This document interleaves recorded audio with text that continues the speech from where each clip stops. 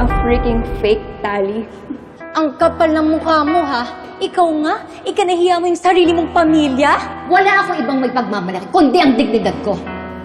At hindi ko sisirain ang prinsipyo ko dahil lang sa kahirapan.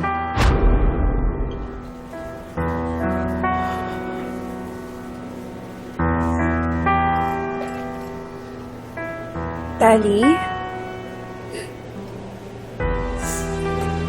Hate myself!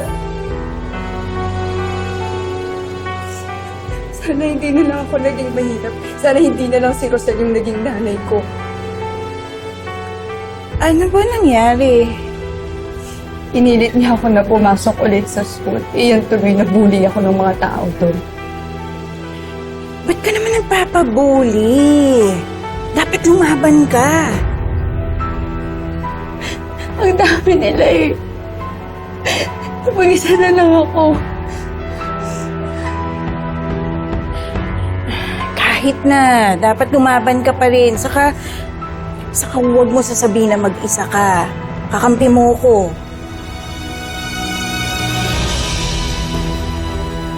Ang bait mo sa akin, ha? Nakikita ko kasi yung sarili ko sa'yo.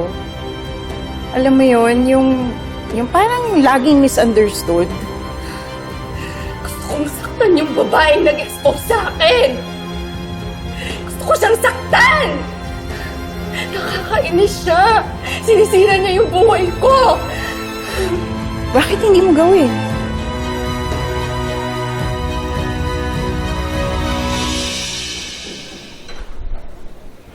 Congratulations, Belle. Your pictorial was a success. Thank you. Thank you po. Ba't parang malungkot ka? What's bothering you? Ay, wala po. Okay lang ako. Belle, kilala na kita. Alam kong pag mayroon kang dinaramdam. Huwag ka na mahiya sa akin. Look, kaibigan naman tayo, di ba?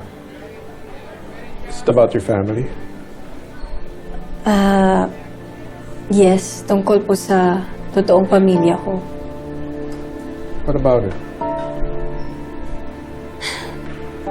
Alam niyo naman po na adopted naman ako ng parents ko, di ba? Pero lately, nakikurious talaga ako sa pinanggalingan ko. So gusto mo malaman kung sino yung tunay mong magulang, your biological parents? Yes, pero hindi ko alam kung paano at saan magsisimula. Paano ko ba napunta sa adoptive parents mo? Tinulungan sila ng kaibigan ng dad ko para makuha ko nung baby pa daw ako noon. Sino yung kaibigan ng dad mo? Dr. Salvio Ramirez po. Baka pwede kitang tulungan. Po? Hindi man ganyan kadali eh. Tsaka ayoko manega ulit kay nanay. Alam mo, hindi mo kailangan sabihin sa nanay mo.